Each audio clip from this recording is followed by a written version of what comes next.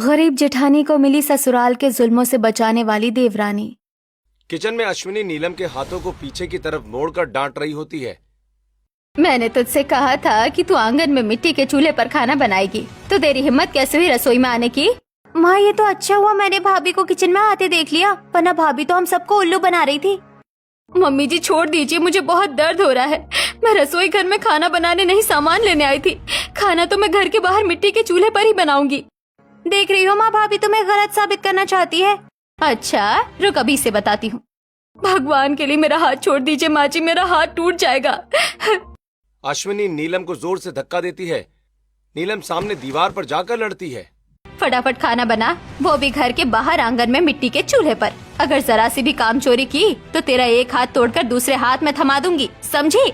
नीलम रोते हुए बर्तन, राशन और बाकी जरूरत का सामान लेकर तेज चिलचिलाती धूप में घर के बाहर आंगन में मिट्टी के चूल्हे के पास आती है और मिट्टी का चूल्हा जलाती है। हे भगवान, मेरे ससुराल वाले तो मुझ पर जुल्म करते ही हैं। तू क्यों मेरा दुश्मन बन बैठा है? क्या जरूरत है तुझे इतनी तेज धूप निकालने की? इस धूप और चूल्हे की आग से मेरी चमड़ी झुलस रही है। तेज धूप और चूल्हे की आंच से नीलम के हाथों की चमड़ी झुलसने लगती है और नीलम की आंखों से निकल रहे आंसू नीलम के पसीने में खो जाते हैं। ऐसे ही नीलम खाना बनाती है और डाइनिंग टेबल पर मनीष, अश्विनी और प्रीति को खाना परोसती है। प्रीति, पेट भर कर खाना खाया कि नहीं तुमने? हाँ पापा, मेरा पेट तो पूरा भर गया। अश्विनी, ये थोड़े से चावल और 2 रोटी बची हैं, ये तुम खा लो। पापा जी, ये मेरे लिए खाना बचा है, मैंने अभी तक खाना नहीं खाया है। मनीष की नजर घर की खिड़की के बाहर गली के कुत्तों पर पड़ती है। मनीष बचा हुआ खाना खिड़की के बाहर कुत्तों की तरफ फेंक देता है। पापा जी, ये क्या? आपने मेरा खाना कुत्तों को क्यों दे दिया? अरे बहू, बेचारे कुत्ते भूखे होंगे, तुझे बहुत पुण्य मिलेगा। तूने किसी जानवर का पेट भरा है। मनीष, प्रीति और अश्विनी नीलम पर जोरों से हंसते हुए अपने अपने कमरे में चले जाते हैं। सिर्फ मेरे गरीब होने की वजह से मेरे ससुराल वाले मुझ पर कितना जुल्म करते हैं। इतनी गर्मी में मुझसे चूल्हे पर खाना बनवाया और सारा खाना खुद खाकर मेरे हिस्से का खाना कुत्तों को फेंक दिया। भूख से बिलखती नीलम जूठे बर्तन इकट्ठा करती है और जूठे बर्तन इकट्ठा करके किचन में धोने लगती है। ऐसे ही रात होती है। सारा काम खत्म करके नीलम अपने कमरे में अरुण के पास आती है। अरुण की नजर नीलम के चोटों और झुलसी हुई चमड़ी पर पड़ती है। नीलम, ये तुम्हारे हाथ में निशान कैसा है? निशान? कैसा निशान? कोई निशान नहीं है। सच बताओ नीलम, ये निशान कैसा है और तुम्हारी चमड़ी झुलसी क्यों लग रही है? क्या माँ ने फिर से तुम्हें मारा? अरे नहीं नहीं, ये निशान तो मेरे मायके से ही है और मम्मी जी ने मुझे कब का मारना छोड़ दिया है और अब परेशान भी नहीं करती हैं। नीलम, मेरी गरीबी की वजह से तुम्हें अपने ससुराल में कितने जुल्म सहने पड़ते हैं और इतने जुल्म सहने के बाद भी तुम अपने ससुराल वालों को बचा रही हो। मुझे अच्छे से पता है कि मम्मी ने फिर तुम्हें मारा है और घर के बाहर बना चूल्हा मैंने देखा है। नीलम, माँ तुमसे मिट्टी के चूल्हे पर खाना बनवाती है ना? रुको, मैं अभी माँ से बात करता हूँ। नहीं जी, आपको मेरी कसम, आप मम्मी जी या फिर किसी से भी कुछ मत कहिएगा। अगर आप कुछ कहेंगे तो आपके और उनके रिश्ते में फूट पैदा होगी। अगर मैं कुछ नहीं कहूँगा, तुम कुछ नहीं कहोगी, तो क्या इस तरह तुम सिर्फ जुल्म बर्दाश्त करती रहोगी? नीलम, अरुण, मेरे ससुराल वाले चाहे जैसे मुझे यहाँ रखे, मैं वैसे रहूंगी। तुम इसकी चिंता मत करो, तुम बस अपने काम पर ध्यान दो। ऐसे ही कुछ दिन बीतते हैं और एक दिन नीलम हॉल में पोछा मार रही होती है। तभी वहाँ केले खाते हुए प्रीति आती है।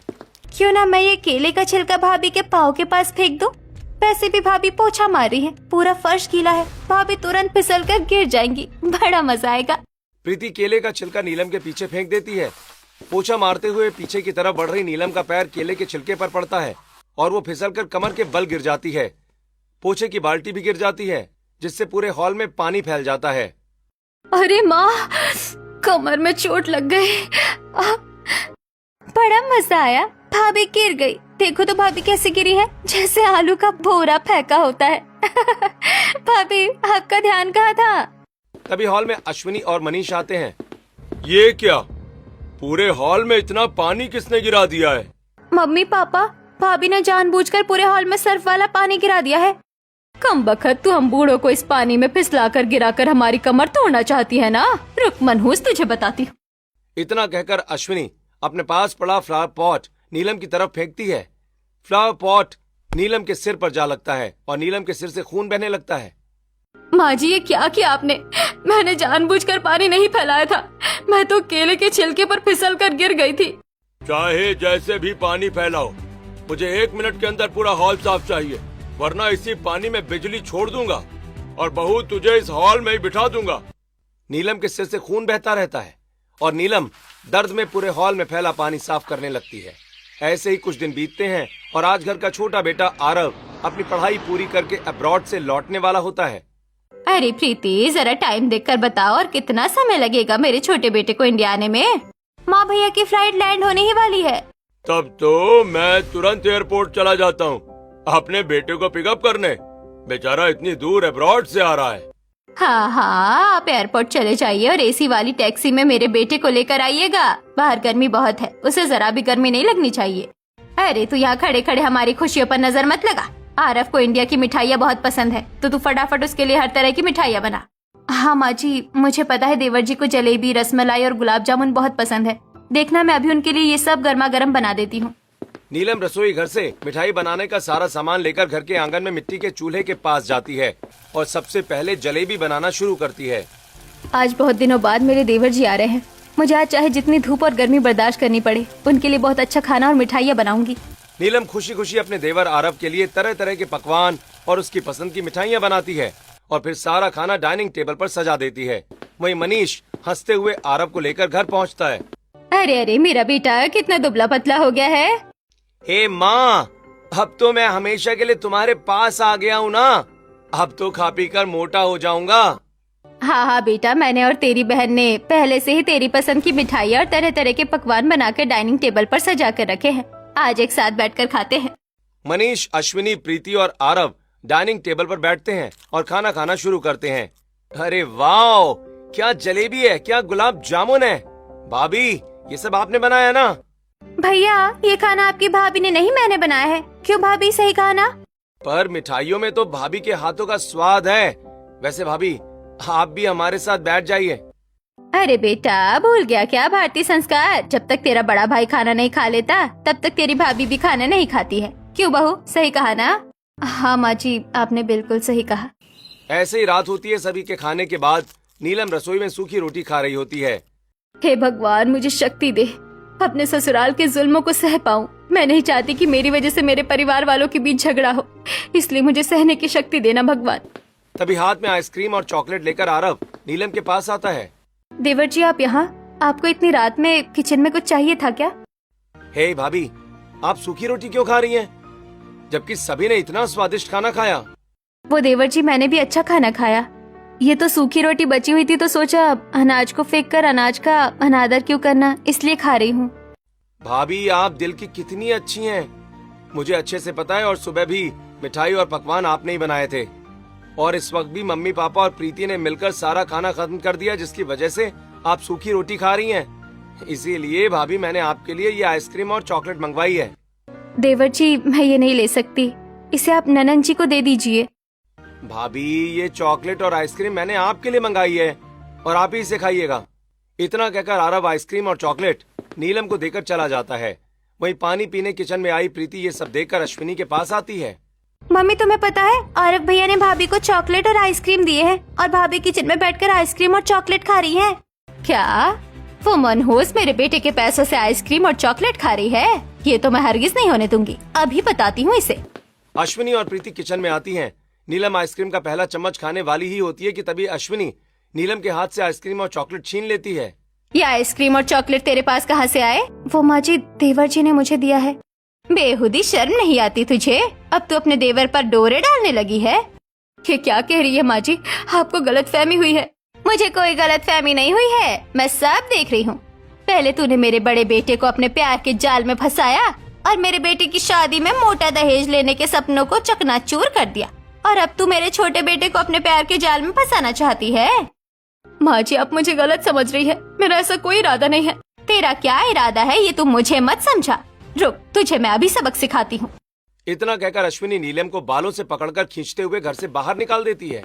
आज पूरी रात तू घर के बाहर ही सोएगी, खबरदार जो घर के अंदर कदम रखने के बारे में सोचा भी। सारी रात नीलम घर के बाहर गुजारती है। अगले दिन सुबह अरुण को सारी बात पता चलती है। माँ, तुमने कल सारी रात नीलम को घर के बाहर क्यों रखा था? आखिर क्या गलती की थी बेचारी ने? ज्यादा अपनी बीवी की तरफदारी मत कर मेरे सामने, समझ आया? अब 10,000 की नौकरी करने वाला मेरी गलती निकालेगा। मुझे अच्छे से पता है माँ, मैं ज्यादा पैसे नहीं कमाता हूँ, इसलिए तुम नीलम को परेशान करती हो। हाँ, खुद तो रुपए कमाने की हैसियत नहीं है, ऊपर से इसे लव मैरिज करके लाकर मेरे माथे मर दिया और सोचता है कि मैं इसे रानी बना कर रखूंगी। तेरी और इसकी वजह से मेरा लाखों का नुकसान हुआ है, भूल मत। अब यहाँ खड़ा मुंह मत देख, काम पर जा, वरना अगर आज भी पैसे कटे तो तेरी चुल्लू भर सी सैलरी से घर नहीं चल पाएगा। अरुण नीलम से प्यार तो बहुत करता है, लेकिन अपने माता पिता के सामने नीलम पर हो रहे जुल्म से नीलम को बचा नहीं पा रहा था। ऐसे ही कुछ दिन बीतते हैं और एक दिन सभी हॉल में बैठे होते हैं। मैं अपने बड़े बेटे की किसी अमीर घर में शादी करके दहेज नहीं ले पाई, तो क्या हुआ? मेरा छोटा बेटा तो है। मेरे छोटे बेटे ने अब्रॉड में पढ़ाई की है, उसकी बहुत अच्छी नौकरी लगेगी। मैं उसकी पढ़ाई और नौकरी के नाम पर मोटा दहेज लूंगी। सही कह रही हो अश्विनी, हम अभी से ही मालदार पार्टी ढूंढना शुरू कर देते हैं। अश्विनी और मनीष आरव के लिए अमीर लड़की का रिश्ता देखना शुरू करते हैं और शहर के जाने माने रईस कृष्णलाल की बेटी अनन्या का रिश्ता आता है और कृष्णलाल के घर में रिश्ते की बात होती है। जी भगवान की कृपा से मेरे पास किसी भी चीज की कोई कमी नहीं है और मैंने अपनी बेटी को बड़े नाज से पाला है। उसके बावजूद आपके मिडिल क्लास घर में अपनी बेटी को इसलिए विदा कर रहा हूँ क्योंकि पंडित जी बता रहे थे कि इस घर में मेरी बेटी को सास नहीं माँ मिलेगी। जी जी बिल्कुल, हमारे घर में आई बहू हमारी बेटी के समान ही होती है। शादी तो तय हो गई, अब अगर आपकी कुछ मांग हो तो बेझिझक बता दीजिए। मेरी इकलौती बेटी है, मैं एक सुई तक की कमी नहीं करना चाहता। जी अगर आपकी इच्छा है तो आप दूल्हे के लिए एक बाइक, अपनी बेटी के कमरे और हॉल के लिए एसी, शगुन में कुछ नगद और बाकी जो आप खुद से अपनी बेटी को देना चाहे दे सकते हैं। ये मुझे मंजूर है, बस मेरी बेटी खुश रहनी चाहिए। आरव और अनन्या की शादी तय हो जाती है। ऐसे ही कुछ दिन बीतते हैं और धूम धड़ाके से आरव और अनन्या की शादी होती है। अनन्या दुल्हन बनकर अपने ससुराल आ जाती है। बेटी दाहिने पैर से कलश गिराकर गृह प्रवेश करो। अरे वाह, मेरी सास तो मुझे बेटी कह रही है, इसका मतलब सच में मेरा ससुराल बहुत अच्छा है। अनन्या गृह प्रवेश करती है और आरव के साथ अपने कमरे में चली जाती है। इस करमजली ने अगर मेरे बेटे को नहीं फंसाया होता तो अरुण की शादी में भी हमें ये सब मिलता। ऐसे ही रात बीतती है और फिर अगले दिन। मम्मी जी, आज मेरी पहली रसोई की रस्म है ना, तो बताइए मैं अपनी पहली रसोई में क्या क्या बनाऊं? अरे बहू, तुझे क्यों खाना बनाना है? तेरी जेठानी है ना, नाश्ता वो बना लेगी। इतनी गर्मी में तुझे परेशान होने की जरूरत नहीं है। पर मम्मी जी, ये तो रस्म होती है ना, इसी के लिए तो मैंने खाना बनाना सीखा था। अरे बेटी, रस्म तो बाद में भी होती रहेगी, पर इस गर्मी में तुझे परेशान होने की जरूरत नहीं है। अच्छा कोई बात नहीं, रस्म ना सही, मैं किचन में जाकर जेठानी जी की मदद ही करवा देती हूँ। अरे भाभी, आप मेरे साथ चलो ना, आपको किचन में क्यों जाना है? बड़ी भाभी साहब खाना बना लेंगी। इतना कहकर प्रीति अनन्या को हॉल में लेकर चली जाती है। वहीं खाना बनाने का सारा सामान इकट्ठा करके नीलम घर के बाहर आकर मिट्टी के चूल्हे पर खाना बनाने लगती है। तभी अपने ससुराल वालों के साथ अनन्या वहाँ आ जाती है। जेठानी जी, इतनी तेज गर्मी में आप मिट्टी के चूल्हे पर खाना क्यों बना रही है? मम्मी जी, इतनी तेज गर्मी में जेठानी जी मिट्टी के चूल्हे पर खाना क्यों बना रही है? अरे बेटी, हमने थोड़ी से मिट्टी के चूल्हे पर खाना बनाने के लिए कहा है। तेरी जेठानी को तो मिट्टी के चूल्हे का खाना पसंद है, इसलिए ये मिट्टी के चूल्हे पर खाना बनाती है। ऐसे ही कुछ दिन बीतते हैं और एक दिन नीलम बाथरूम में ढेर सारे कपड़े धो रही होती है। तभी वहाँ अनन्या आती है। जेठानी जी, आप अकेले इतने सारे कपड़े धो रही हैं, वो भी हाथ से? लाइए मैं भी आपकी मदद कर देती हूँ। नहीं नहीं देवरानी जी, आप रहने दीजिए, मैं कर लूंगी। आप जाइए मम्मी जी के साथ बैठिए। नहीं जेठानी जी, आप अकेले इतने सारे कपड़े धोएंगी तो आपकी तबीयत खराब हो जाएगी, मैं आपकी मदद करवाती हूँ।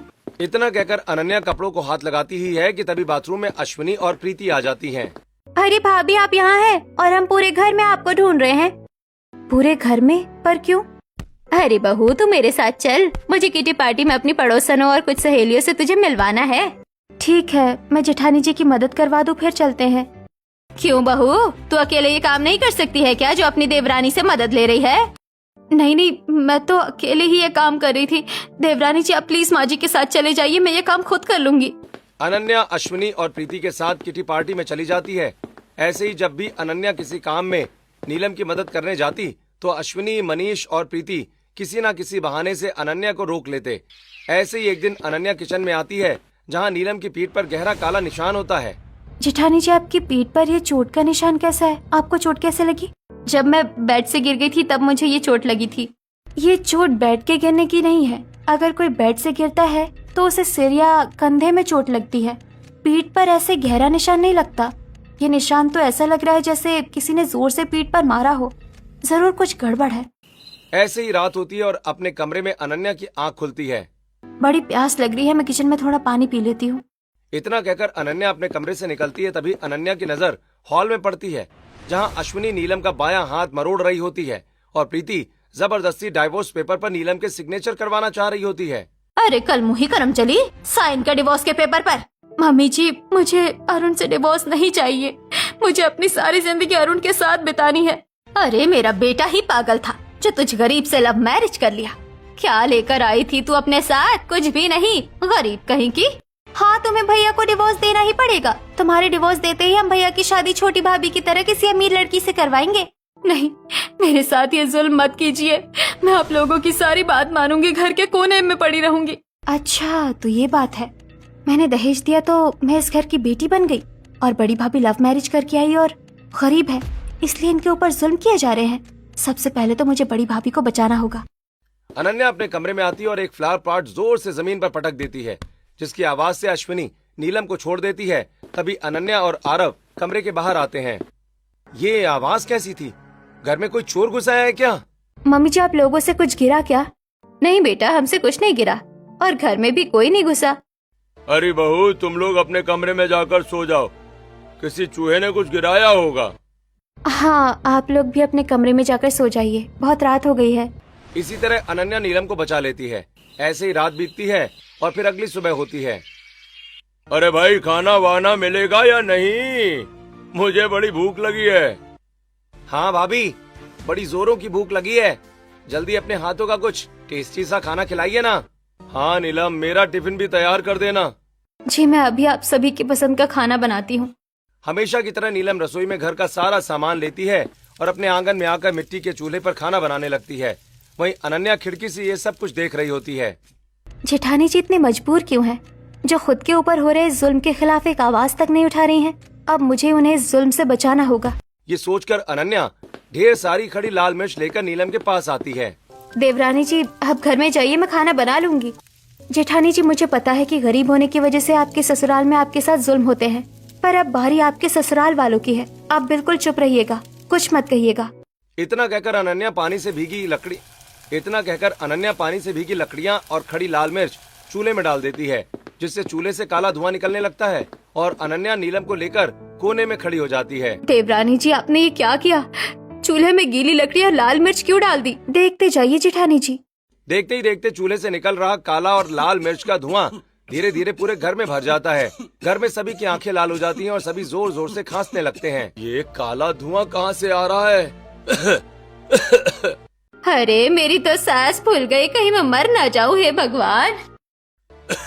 अरे ये ऐसा लग रहा है जैसे किसी ने आंखों में मिर्च रगड़ दी हो। मेरी आंख तक नहीं खुल रही। जल्दी घर से बाहर निकलो, पूरा घर धुएं से भर गया है।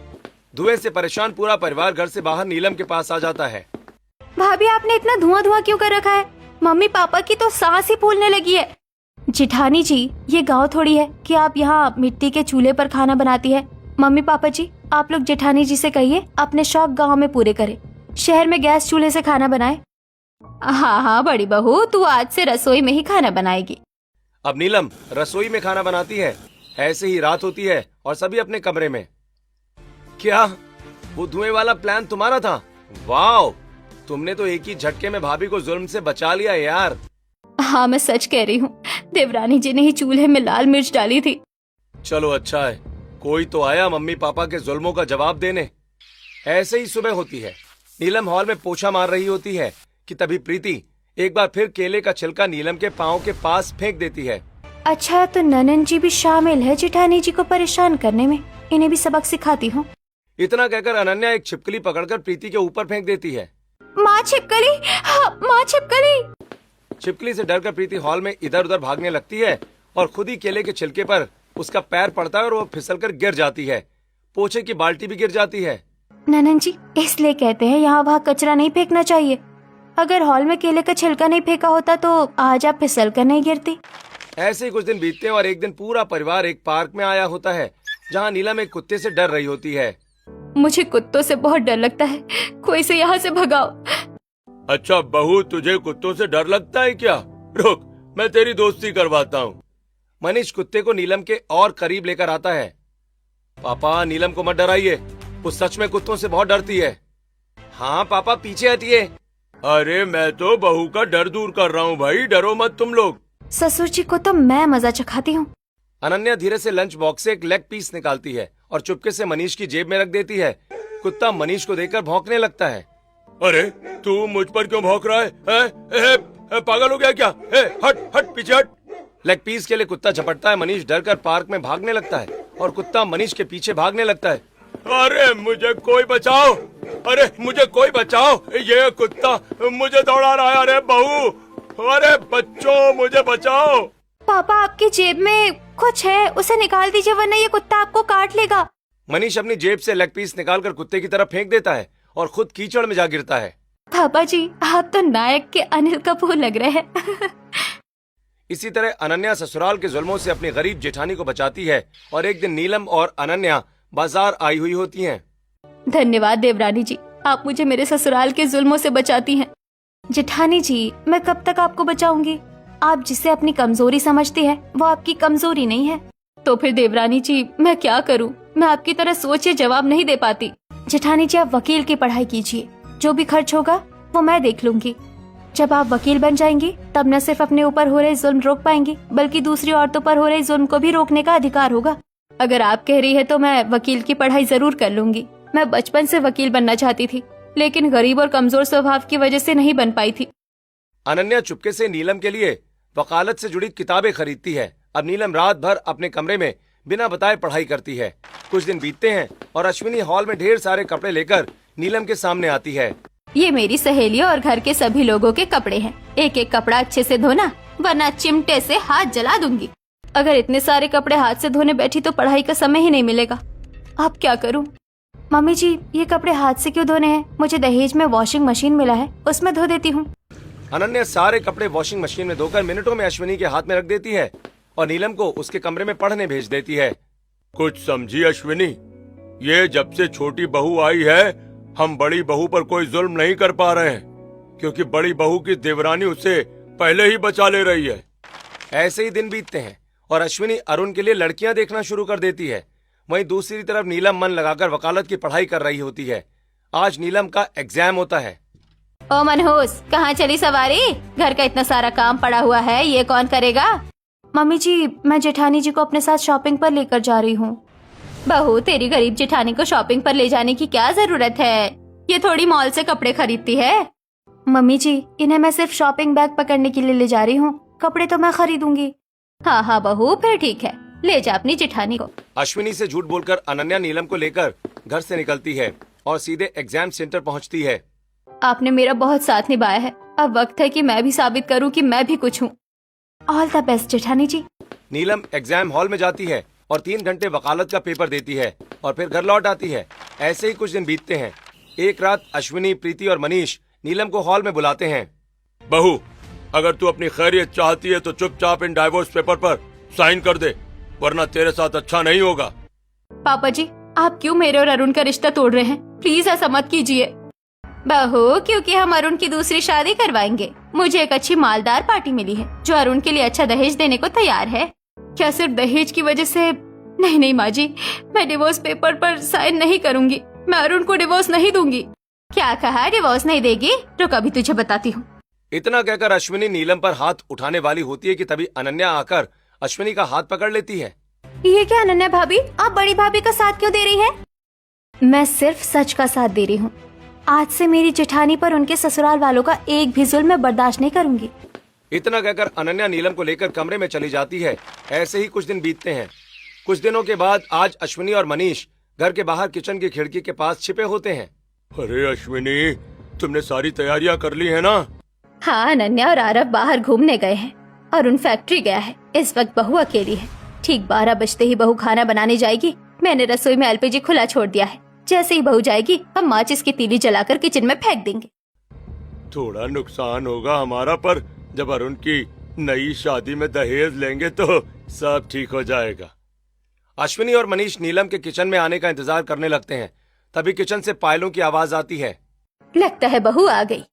थोड़ा पीछे हटकर अश्विनी माचिस की तीली जलाकर किचन में फेंक देती है, जिससे तेज धमाका होता है।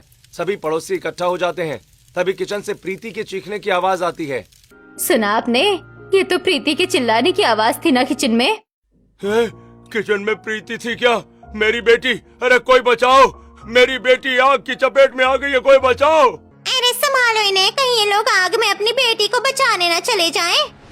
आस पड़ोसी अश्विनी और मनीष को संभालते हैं और फायर ब्रिगेड को फोन करते हैं। छोड़ो मुझे, मेरी बेटी अंदर जल रही है, मुझे उसे बचाना है। मेरी बेटी, हाँ मेरी बेटी। अरे ये क्या कर दिया हमने? अपनी बहू को जलाने के लिए किचन में आग लगाई थी, हमारी बेटी ही उसी आग में फंस गई। भगवान मेरी बच्ची को बचाओ। क्या आप लोग अपनी बहू को जलाना चाहते थे किचन में? छी, अपनी बहू को किचन में जलाना चाहते थे? थू, हम बहुत गिरे हुए, हमने अपने लालच में अपनी बेटी खो दिया। तभी वकील के कपड़ों में नीलम, अरुण, आरव और अनन्या बाहर से प्रीति को लेकर सही सलामत सामने आती हैं। मम्मी पापा रोना बंद कीजिए, किचन में मैं नहीं थी, मैं तो भैया भाभी के साथ थी। मेरी बच्ची तो ठीक है, हमने तो तेरी आवाज सुनी थी, वो आवाज कैसी थी? अनन्या अपने फोन में प्रीति की चीखने की आवाज सुनाती है। किचन में मैंने टेप रिकॉर्डर रखा था, जिसमें मैंने प्रीति के चीखने की आवाज रिकॉर्ड करके बजाई थी। पर तुम लोगों ने ऐसा क्यों किया? और ये बड़ी बहू वकील के कपड़ों में क्यों है? क्योंकि मैं वकील बन गई हूँ। वकील बन गई? ये सब कब हुआ? तुमने पढ़ाई कब की, एग्जाम कब दिया और हमारे प्लान के बारे में पता कब चला? ये सब अनन्या ने किया है। अनन्या ने ही नीलम को पढ़ने के लिए किताबें दी, खर्च उठाया और छिपाकर एग्जाम दिलवाया। और उस रात जेठानी जी को आप लोगों से बचाकर कमरे में लेकर जाने के बाद मैं आप लोगों की बातें छुपकर सुन रही थी। अब तो ये दोनों देवरानी जेठानी एक हो गई और अरुण भी नीलम को डाइवोर्स नहीं देना चाहता। अब हम क्या करेंगे? अगर बहू ही इस दुनिया में ना रहे तो तब तो हम अरुण की दूसरी शादी करवा सकते हैं। मुझे यकीन नहीं हो रहा कि आप दोनों इस हद तक नीचे गिर सकते हैं। अब हम सब आपके साथ नहीं रहेंगे। मुझे भी नहीं रहना ऐसे लोगों के साथ जो अपनी बेटी से तो प्यार करते हैं पर अपनी बहू को जलाकर मार देना चाहते हैं। इतने दिनों तक मैं आपके सिखाए रास्ते पर चलती थी और भाभी को परेशान करती थी क्योंकि आप मुझे यही सिखाते थे। पर आज अनन्या भाभी ने मुझे समझाया कि मुझे भी किसी के घर बहू बनकर जाना है। अगर वहाँ मेरे साथ ऐसा कुछ हुआ तो मैं क्या करूँगी? आप लोग न अच्छे सास ससुर बन पाए, न अच्छे माँ बाप बन पाए। मैं अब भैया भाभी के साथ ही रहूंगी। नहीं बच्चों, मुझे छोड़कर मत जाओ। इस बुढ़ापे में तुम ही लोग हमारा सहारा हो। हम बदल गए हैं, अब से हम अपनी बहू पर कोई जुल्म नहीं करेंगे। हाँ बच्चों, अपने बूढ़े माता पिता को छोड़कर मत जाओ। हमें अपनी गलती का एहसास हो गया है। हम तो जीते जी मर जाएंगे। नहीं, हरगिज नहीं। हम में से कोई भी आपके साथ नहीं रहेगा। और मैं तो कहती हूँ जेठानी जी, अब आप वकील बन गई है, अपने ऊपर हुए जुल्मों का बदला लीजिए।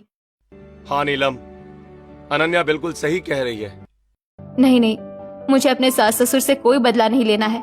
जरा एक बार आप उनके चेहरे देखिए, उन्हें अपनी गलती का एहसास है। जब किसी को अपनी गलती का एहसास हो जाए तो उसे सजा नहीं देनी चाहिए। प्लीज आप लोग उन्हें माफ कर दीजिए, उन्हें अकेला मत छोड़िए, हम सब साथ रहेंगे। हाँ बच्चों, हमसे बहुत गलतियाँ हुई है। हम हमेशा जोर जबरदस्ती करते रहे, आज हाथ जोड़ कर कहते हैं हमें एक मौका दे दो। प्लीज आप लोग इन्हें माफ कर दीजिए। मैंने इन्हें माफ कर दिया है, आप लोग भी इन्हें माफ कर दीजिए। सिर्फ तुम्हारे कहने पर हम इन्हें माफ कर रहे हैं नीलम। हाँ भाभी, वरना हमारे मम्मी पापा ने ऐसी हरकत की है जिससे पूरा समाज शर्मसार हो गया है। नीलम के समझाने पर सभी मनीष और अश्विनी को माफ कर देते हैं।